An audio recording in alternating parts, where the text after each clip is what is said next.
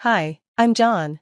The autumn sun shone through the tall oak trees, casting soft shadows on our large family estate. Today, the place was filled with the chatter of relatives as we held our annual family reunion. The warm air smelled of roasting meat and fresh pie. My wife, Anna, who was very pregnant and glowing, stood beside me, smiling as we greeted cousins, uncles, and aunts arriving in large groups. "Honey, isn't it wonderful to have everyone here?" I asked. Anna squeezed my hand, her eyes scanning the crowd. "It is, but stay close. You know how your mom can be," she whispered. I noticed my mother, Helen, moving through the crowd, her eyes sharp and observant. As the day went on, the polite greetings turned into deeper conversations. Julia, my cheerful sister-in-law, joined Anna and me near the edge of the garden, offering some relief from my mother's watchful gaze. "So, John, that new case you're working on sounds tough, huh?" Julia asked, trying to shift the topic, which I appreciated. "Yeah, it's complicated, but it's nothing compared to handling family dynamics," I joked, though my eyes drifted toward where my mother was standing with my aunts, occasionally glancing at us. Anna noticed and tensed. "I wish she would just say what's on her mind. This silent judgment is exhausting," she muttered. "She just wants what's best for me, or at least that's what she thinks," I sighed. As the sun began to set, everyone gathered around a long table on the lawn for dinner. The air was filled with the sound of conversation, the clinking of silverware, and glasses raised in toasts. It was almost perfect, until my mother sat directly across from Anna and me. "John, I've noticed you've been busy with work lately. I hope you're still making time to ensure Anna is comfortable," Helen said, her voice sharp enough to make a few relatives stop eating for a moment. "Mom, Anna's doing great, right, dear?" I said, placing my hand on Anna's. "Yes, Helen, I'm fine and capable of looking after myself, but thank you for your concern," Anna replied, politely but firmly. Helen's lips thinned as she paused, her fork in the air. "Well, with the baby coming, you can't be too careful. I read an article the other day about how important it is for expectant mothers to avoid stress." "Really, Helen, I'm fine. John's been wonderful, and Julia has been a great help, too," Anna said, trying to shift the conversation. Julia quickly caught on and jumped in. "Absolutely, and wait till you see the nursery we've been working on. John, maybe you should show your mom the photos. It's coming together really nicely." And with that, the dinner continued. Helen's comments became sharper with each passing moment, subtly criticizing Anna's choices, from her diet to her decision to keep working late into her pregnancy. The tension at the table grew, and relatives exchanged uncomfortable glances. Finally, I stood up, tapping my glass to get everyone's attention. "I'd like to propose a toast," I said, "to family, by blood and by bond. May we always support and uplift each other, no matter what." Everyone raised their glasses in agreement, and for a brief moment, the mood lightened, but Helen's tight smile as she sipped her wine told me that the evening wasn't going to end peacefully. As the sky darkened, I had a feeling the real trouble was yet to come. Later in the evening, the warm atmosphere of the reunion started to fade, replaced by unease. The laughter and happy conversations that had filled the grand hall earlier were now replaced with a tense silence as we all moved toward the dining area for dessert. "Anna, wait till you try the lemon tart I brought. It's Julia's favorite," Aunt Margie said brightly, trying to lift the mood. "Oh, I'm sure it's wonderful. Julia's been talking about your baking all day," Anna replied, smiling as she linked arms with Julia. The two of them headed upstairs together, their dresses similar in style. But behind them, Helen's eyes narrowed as she mistook Julia for Anna. Her steps quickened, driven by a mix of resentment and a misguided sense of protectiveness. "I need to speak with you now, Anna," Helen called out, her voice sharp and urgent, but she was really calling out to Julia. Julia turned around, confused. "Helen, I think you," she started, but before she could finish, Helen, acting on impulse, pushed Julia. Thinking it was Anna, Julia lost her balance and fell down the stairs. The sound of her fall filled the hall, followed by horrified gasps as she hit the ground with a thud. "Julia!" Anna screamed, rushing down the stairs as the family stood in shock. Helen froze at the top of the staircase, her face pale as she realized the terrible mistake she had made. I pushed through the crowd, my instincts as a lawyer kicking in despite the personal horror unfolding in front of me. "Someone call an ambulance," I said, trying to keep my voice steady.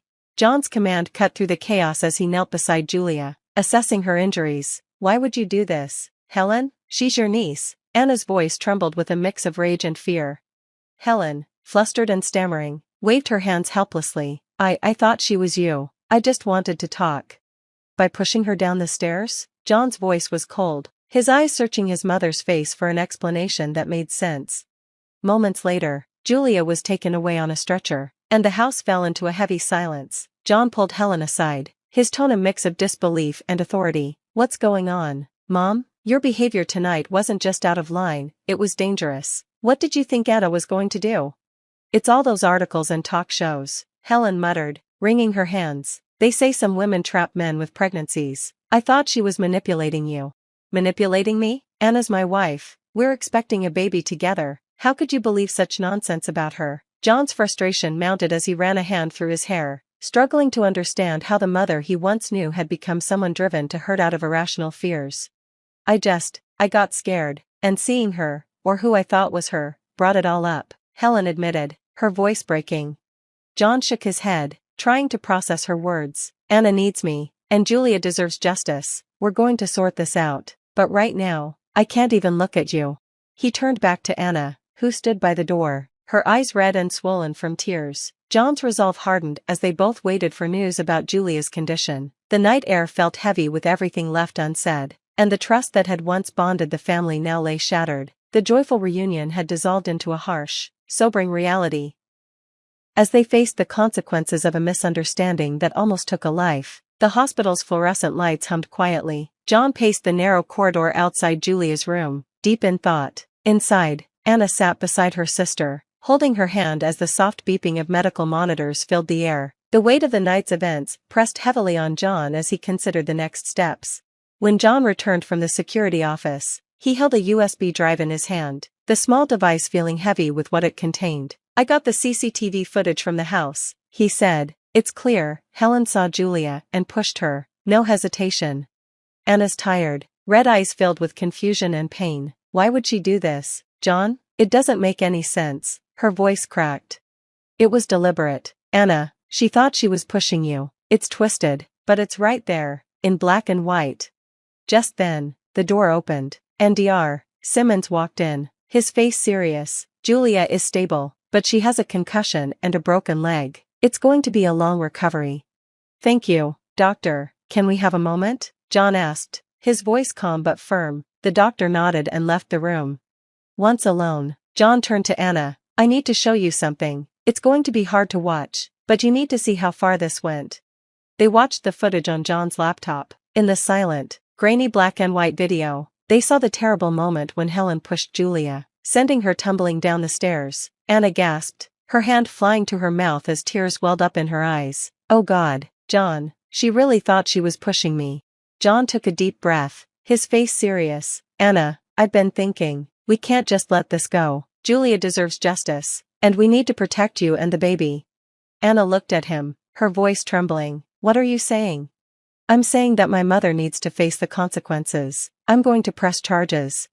But she's your mother, John. Can we really go through with this? If we don't, what then? She nearly killed Julia. What if next time, it's you or our child? Anna slowly nodded, her own resolve strengthening. You're right. It's just hard. I know, John said softly, but it's necessary, for all of us. John stepped out of the room and made a few calls. He contacted the family attorney, explaining the situation and his intentions. The wheels were set in motion, and there was no turning back. Yes, I understand the consequences, but I can't let this go. She has to be held accountable, John said firmly, determination in his voice. Back in the hospital room, Anna's phone buzzed. It was a text from her brother-in-law, Michael, who had just heard about the incident. Is it true? What happened? Is Julia okay? Anna quickly responded, explaining what had happened and John's decision to press charges. Michael replied almost immediately, you have our full support. This is unimaginable, but necessary. John re-entered the room, gently squeezing Anna's shoulder. The lawyer's on board. We'll start the proceedings as soon as Julia is able to give her statement. The next few days blurred into a whirlwind of legal discussions and tense family meetings. Relatives took sides, some couldn't believe Helen's actions, while others openly condemned her. John found himself increasingly isolated from many family members he had once been close to, his decision creating deep rifts that felt impossible to mend. One evening, as John and Anna sat quietly in the hospital cafeteria, Anna reached for his hand. "No matter what happens, we're in this together, right?"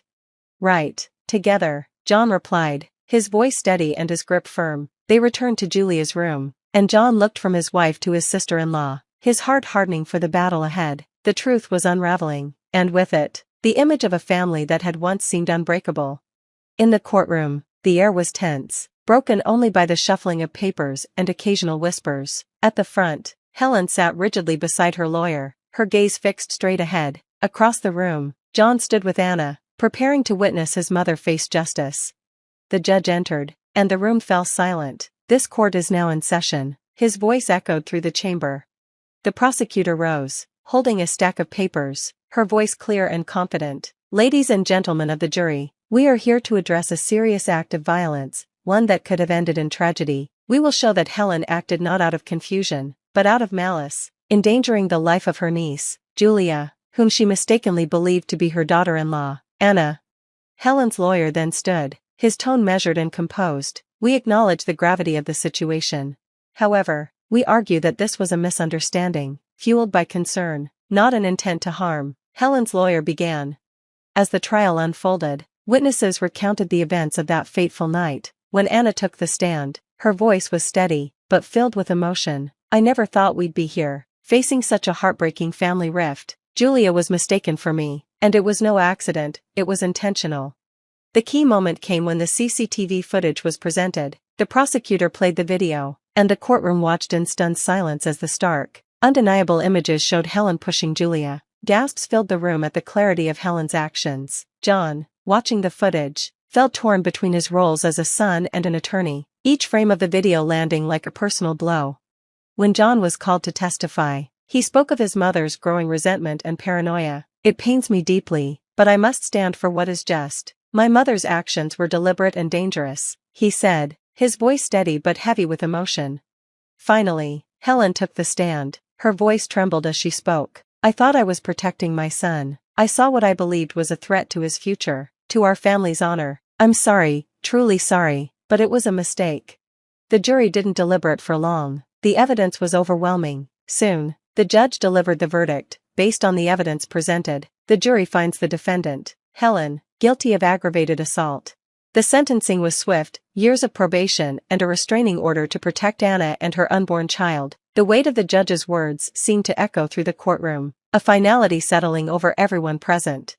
After the trial, as the crowds dispersed, John and Anna stood together outside. The tension of the past week seemed to lift, if only slightly. Anna looked up at John, her eyes filled with both sorrow and relief. "It's over, but how do we move on from this?" John took her hand, his voice calm yet resolute. "We rebuild, together. We focus on our future, on our family. We make sure our child knows love, not resentment." Their commitment to each other and their future child remained unshaken. And that concludes our story. What a journey it's been. Now, here's a question for all of you. If you were in John's position, would you press charges against a family member to uphold justice? Or would you find another way to resolve the situation to preserve family bonds? It's a tough choice between moral duty and family loyalty.